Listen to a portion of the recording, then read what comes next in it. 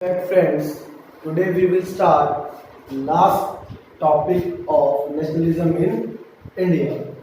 ठीक है, last lecture में बेटा मैंने आपको सिविल डिसओबीडियंस मूवमेंट किस तरह से फेल हुआ, गवर्नमेंट के क्या रिस्पॉन्सेस थे, राउंड टेबल कॉन्फ्रेंसेस के क्या रिजल्ट हुए, ये सब चीजें मैंने आपको एक्सप्लेन कर दी थी। आज लास्ट टॉपिक है आपका, दैट इज पूना पैक्ट। देखिए उससे पहले एक चीज ध्यान दीजिए कि 1930 में बी आर अम्बेडकर ने डिप्रेस्ड क्लास एसोसिएशन नाम से ग्रुप बना दिया था और हमने सीडीएम के सिविल डिसओबीडियंस मूवमेंट के फेलियर में एक पॉइंट देखा था कि दलित ज्यादा से ज्यादा कांग्रेस से नहीं जुड़ रहे थे क्योंकि उनके अंदर क्या फियर था कि इन फ्यूचर अपर क्लास क्या करेगी, होल्ड करेगी, क्योंकि मैक्सिमम ब्राह्मण लीडर्स थे इसके अंदर, आपके कांग्रेस के अंदर। ठीक है, तो इसी वजह से दलित क्या करने लग गए, दलित आगे जाकर सेपरेट इलेक्टोरल की डिमांड करने लगे। उन्होंने एक डिमांड रखी गांधी जी के सामने, कांग्रेस के सामने, कि हमें अलग से सीट चाहिए। ठीक है, और वहां पे एक पॉइंट क्या है कि दलित ही उस एरिया से इलेक्शन में खड़ा होगा और दलित को दलित ही वोट दे सकता है। इस चीज से गांधी जी को लगा कि ऐसे तो कास्ट के नाम पे और धीरे धीरे फिर रिलीजन के नाम पे पूरा देश बट जाएगा और कभी भी इंडिया यूनाइटेड नहीं हो पाएगा, एक नेशन नहीं बन पाएगा। तो गांधी जी उस टाइम पे पुणे की यरवदा जेल, देखिए कहाँ पे थे वो, पुणे की यरवदा जेल में गांधी जी थे। तो गांधी जी ने वहीं पे क्या किया, फास्ट स्टार्ट कर दिया, फास्ट अंटिल डेथ, कि ये मांग आपकी नहीं मानी जाएगी और अगर ये मांग मानी जाती है तो मैं फास्ट करके अपने लाइफ को खत्म कर दूंगा। क्योंकि गांधी जी मानते थे कि दलित क्या है, दलित इज ऑल्सो हरिजन। देखिए हरिजन का मीनिंग क्या है, चिल्ड्रन ऑफ गॉड। हरि मतलब गॉड और जन मतलब चिल्ड्रन। वो कहते हैं कि चिल्ड्रन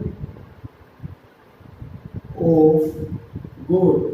गांधी जी मानते हैं कि दलित क्या है, हरिजन है, जिनका मतलब वो भी गॉड ने क्रिएट किए हैं, वो सब क्या है, इक्वल है। तो गांधी जी ने 1932 में पुणे की यरवदा जेल में एक अपना फास्ट स्टार्ट कर दिया।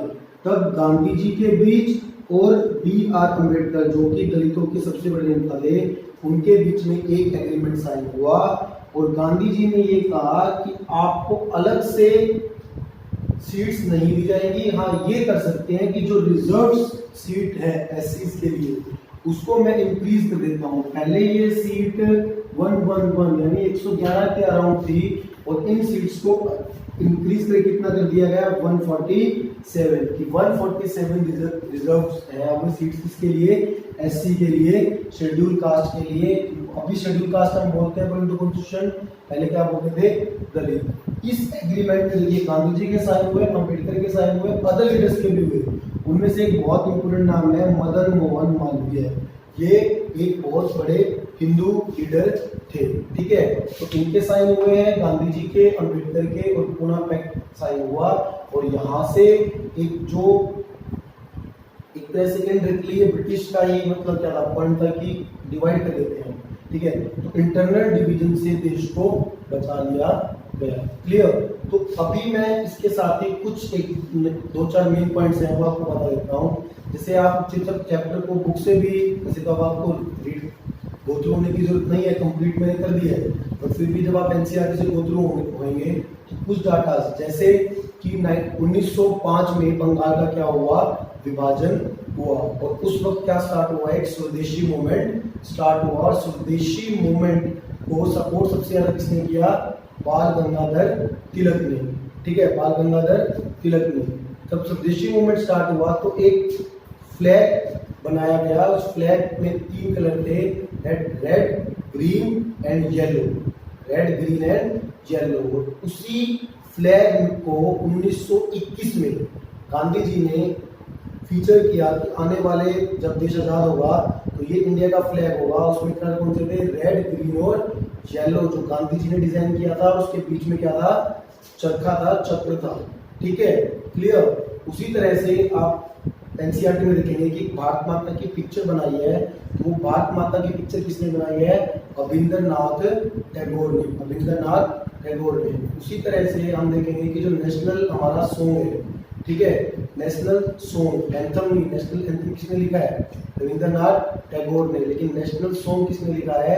बंकिम चंद्र चट्टोपाध्याय ने। और बंकिम चंद्र चट्टोपाध्याय का जो ये नेशनल सॉन्ग है, ये कहाँ से लिया गया है? उन्होंने फेमस बुक लिखी थी आनंद मठ, उनकी उस बुक से ये आपका नेशनल सॉन्ग लिया गया है। उसी के साथ एक चीज मैं आपको और बताता हूँ, चाहे नॉन कोऑपरेशन मूवमेंट हो, चाहे सिविल डिसओबीडियंस मूवमेंट हो, साउथ इंडिया के अंदर बहुत कम रिस्पॉन्स मिला था, चाहे गांधी जी का कोई भी मूवमेंट हो।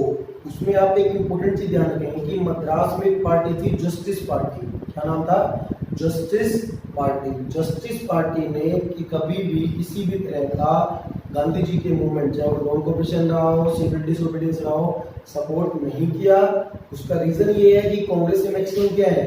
ब्राह्मण लीडर्स हैं। और जस्टिस पार्टी की सबसे बड़ी खूबी क्या थी कि उसमें एक भी लीडर ब्राह्मण नहीं था। All leaders are non Brahmins.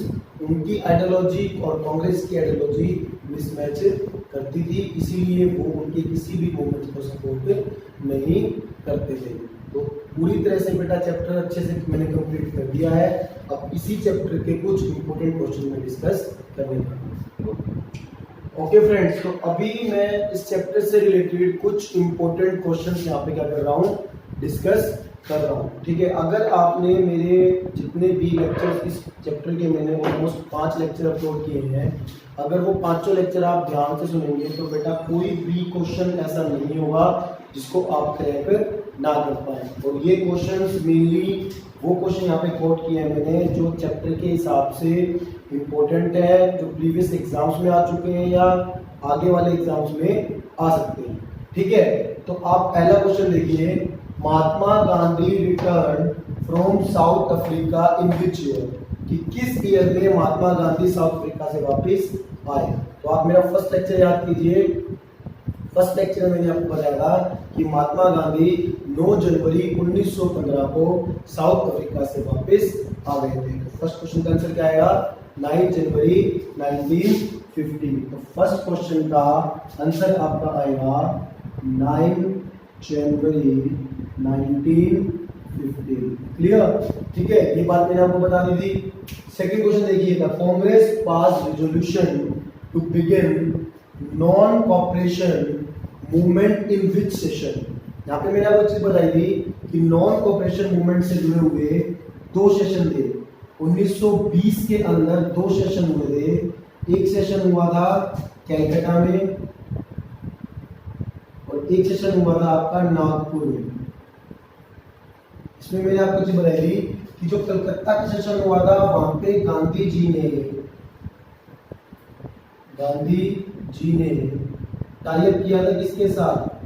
ठीक है, खिलाफत मुस्लिम ब्रदर्स के साथ। किसके साथ? मुस्लिम ब्रदर्स के साथ, मोहम्मद अली शौकत अली के साथ, कि नॉन कोऑपरेशन में वो एक साथ जुड़ेंगे। और नागपुर सेशन में 1920 में कांग्रेस ने ऑफिशियली अडॉप्ट किया था क्या? कि नॉन कोऑपरेशन मूवमेंट क्या होगा? स्टार्ट होगा। Passed resolution. अब आप हमसे क्वेश्चन क्या पूछा है कि किस सेशन में रेजोल्यूशन पास हुआ? नागपुर सेशन में 1920 में। क्वेश्चन यहाँ पे होता है किस सेशन में खिलाफत जुड़ा है? तो आंसर आता है कलकत्ता सेशन 1920। और ये चीज भी मैंने जब आपको नॉन कोऑपरेशन का बेसिक बताया था तब मैंने ये चीजें बताई थी। आप डिटेल में जाने के लिए लेक्चर को दोबारा सुन सकते हैं। थर्ड क्वेश्चन देखिए, who is the author of the book Anandmath? ये मैंने आपको अभी बताया है कि आनंद मठ के जो ऑथर हैं, राइटर हैं, वो कौन है? बंकिम चंद्र चट्टोपाध्याय। कौन है?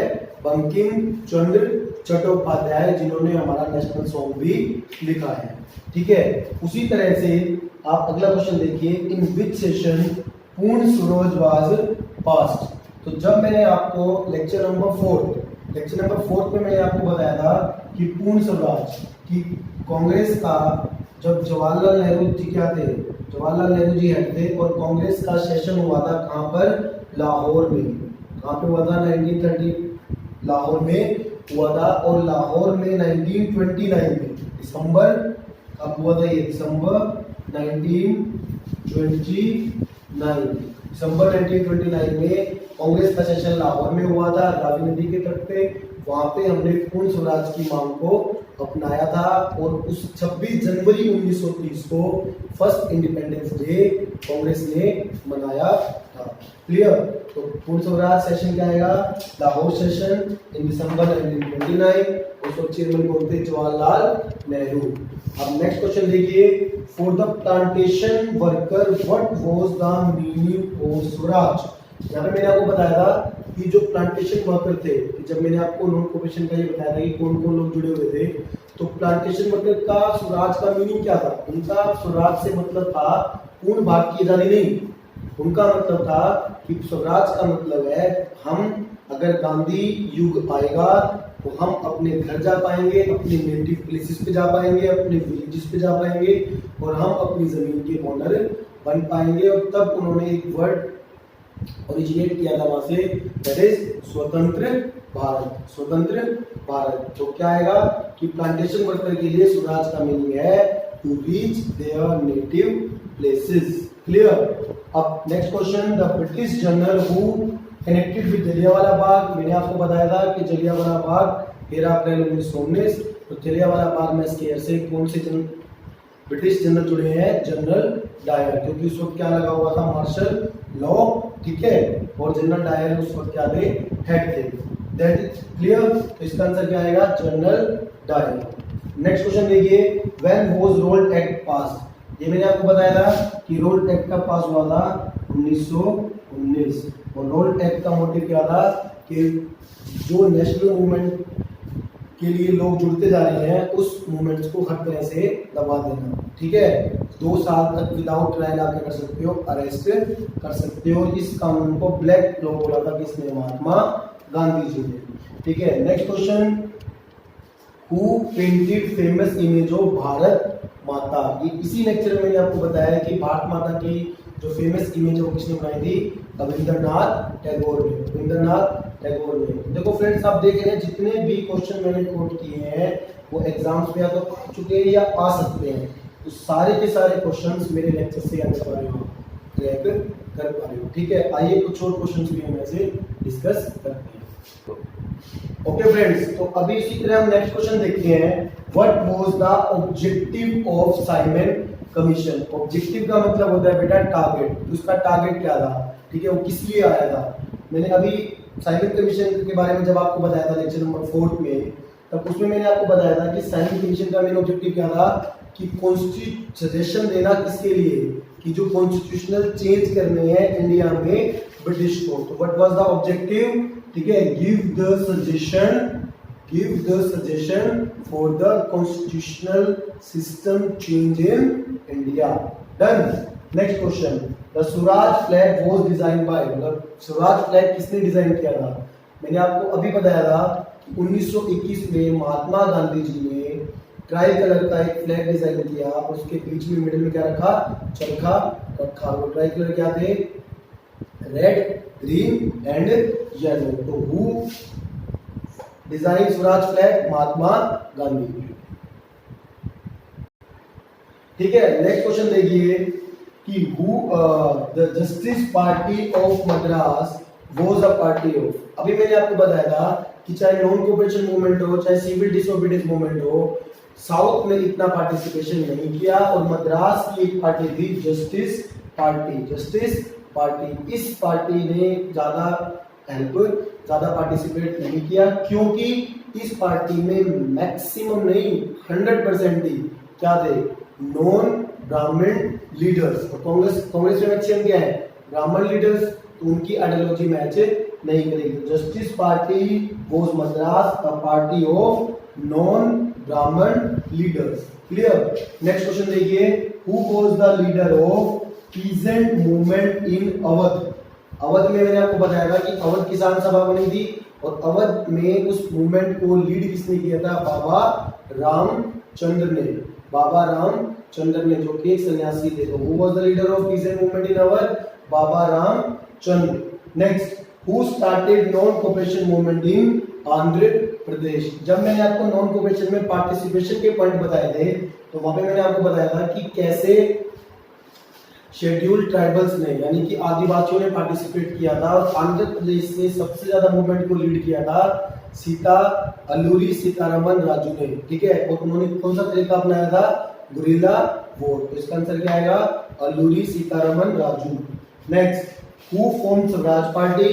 लेक्चर नंबर 4 में मैंने आपको बताया था कि जब गांधी जी ने नॉन कोऑपरेशन मूवमेंट फरवरी 1922 में चौरी चौरा घटना की वजह से वापस ले लिया, तब 1923 9 जनवरी 1923 को क्या बनी थी, स्वराज पार्टी बनी थी। और स्वराज पार्टी से 2 लीडर जुड़े हुए थे, फर्स्ट मोतीलाल नेहरू और सेकंड CR दास, चित्तरंजन राज दास। डन। तो who, next question, who wrote Hind Swaraj. 1909 में गांधी जी ने ये बुक लिखी थी हिंद स्वराज। और मैंने आपको बताया था कि इस बुक का मोटिव क्या था। इस बुक से गांधी जी ने 2 रीजंस निकाले थे कि क्यों ब्रिटिश इंडिया में कंट्रोल कर पा रहे हैं। उसके 2 सबसे बड़े रीजन क्या थे कि पहला रीजन क्या था, मैंने आपको बताया था लेक्चर में, आप रिकॉल कीजिए कि पहला रीजन ये था कि इंडियंस कोऑपरेट कर रहे हैं और दूसरा कि इंडियंस के अंदर से स्वराज की स्पिरिट खत्म हो चुकी है, ठीक है। आई थिंक आपको रिकॉल हो गया होगा। तो आंसर क्या आएगा, who wrote Hind Swaraj, Mahatma Gandhi. Next, when Dandi march ended. देखिए एंडेड कब हुआ, स्टार्ट कब हुआ था, 12 मार्च 1930। 240 मील चलना था, 10 मील डेली। तो 24 दिन में कहां पहुंच गए थे, दांडी। तो लास्ट डेट क्या थी, 6 अप्रैल। तो when Dandi march ended, answer क्या आएगा, 6 April. Question of when Dandi march start, तब आंसर क्या आएगा, 12 March 1930। Next question, who established the press class association.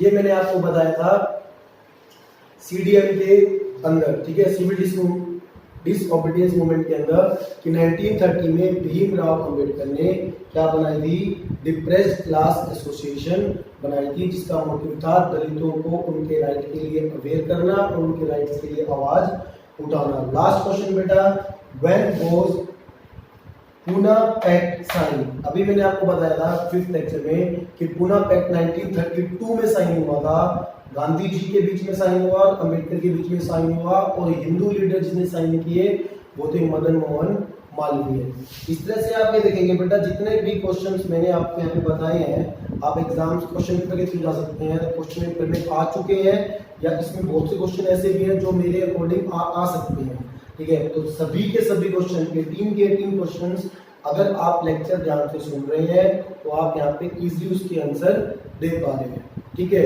इसी तरह से कुछ और क्वेश्चंस भी बन सकते हैं कि जलियांवाला बाग में स्केयर है, ठीक है, वो कब हुआ, क्लियर। जलियांवाला बाग में स्केयर की जो रिजल्ट्स थे, ठीक है, उसका क्या इफेक्ट आया, ठीक है। सिविल डिसओबीडियंस मूवमेंट्स के रीजंस लिखिए, इफेक्ट लिखिए, गवर्नमेंट के रिस्पॉन्सेस लिखिए, वो सब चीजें मैंने आपको अच्छे से बता दी हैं। और मैं ये उम्मीद करूंगा कि अब आप हर तरह का क्वेश्चन आंसर देने में कैपेबल होंगे। तो बेटा लेक्चर को आपने ध्यान से सुनने हैं सारे।